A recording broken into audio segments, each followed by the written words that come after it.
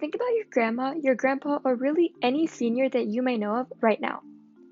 If you were to ask them about all the pills and medications they have to take and all the doctor's visits they have to make, I guarantee you that they would say it's not easy for them. Taking 2 or more pills every day and making frequent doctor visits is a pain for anyone, yet millions of people have to deal with this discomfort every single day. Well, what if we played around with our typical pills to make them a little more unconventional? So instead, you wouldn't have to go to the doctor as often. You and your doctor could be notified of what's happening in your body without you actually having to go to the doctor. Now you might be thinking, yeah, that's a great idea and all, but there's no way anytime soon that that's happening. Well, this future is actually a lot closer than you might think, because with the use of nanotech, we have smart pills.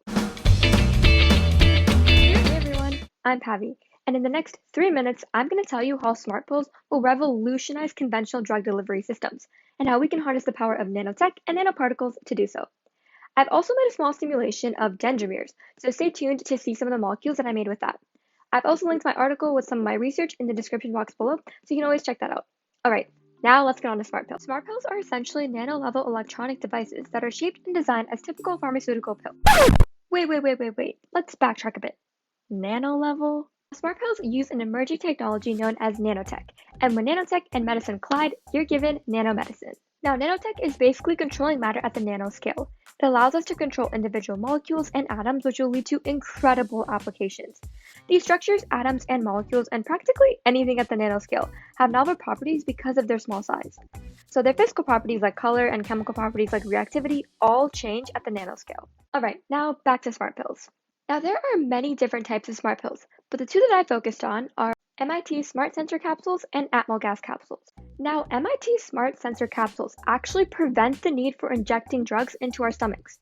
Now, after the pill is ingested orally, it unfolds into a Y shape before launching itself onto any organ in our body. These capsules also have various compartments used to preload medicines, and then they can be released onto any targeted part of your body. Pretty cool. Now, to launch onto your stomach, the pill has to make it through the intestinal lining, which has many tight junctions. So, to get through those tight junctions, antibodies grab onto a receptor called the FcRn receptor, which allows them access through the epithelial cells in the lining.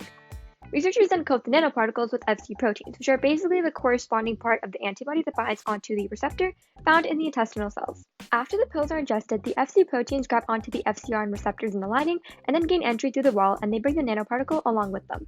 Now, our second smart pill are Atmo Gas Capsules. These smart pills will basically examine all the gases in the human gut to report any disorders. The sensors in these capsules can detect carbon dioxide and hydrogen levels, but they also can check for oxygen levels, and this will help doctors pinpoint where the drug is at all timings, because every part in your GI tract actually has its own distinct level of oxygen. The gas sensors in the capsules are sealed with a nanomatrix and then surrounded by a semi-permeable membrane.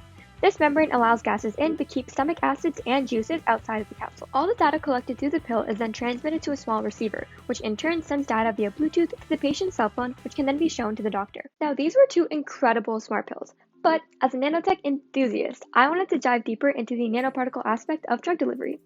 That's when I began to model dendrimers, which are basically hyperbranched polymers, great for drug delivery. Now, the special thing with dendrimers is that there are various active functional groups on the surface of them, which allows for the conjugation of biomolecules. And this is basically where one bacterium will transfer any genetic information or material onto another bacterium. Now, when I was modeling these dendrimers, I used divergent synthesis, which is basically going from the core of the dendrimer all the way to the branches. Now, I use the software Material Square to model Generation 1 and Generation 2 polyaminoamine or PAMM dendrimers. So here we're starting off with the G1 dendrimer that has a nitrogen core. So as I'm building all the branches, you can see that they're exactly the same, so there's no way to determine whether they're cis or trans.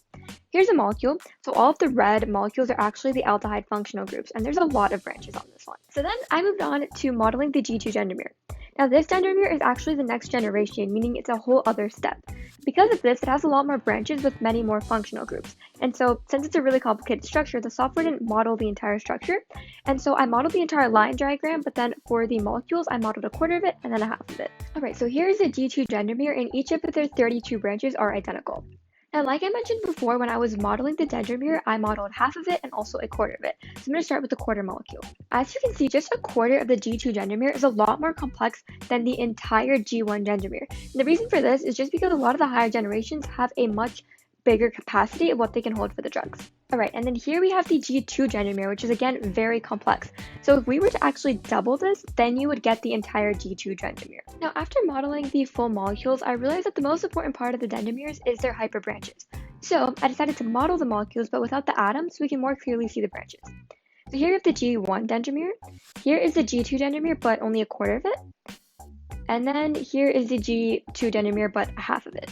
Alright, so the last part of my simulation was modeling all the dendrimers together. So this includes the full G1 dendrimer, a quarter of the G2 dendrimer, and then a half of the other G2 dendrimer.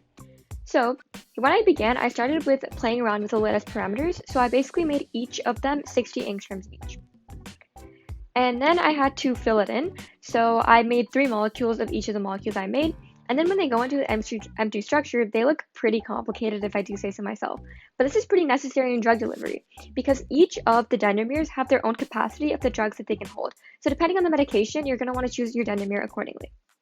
Thank you again for watching my video on smart pills and my simulation. And remember, these are the pills of the future.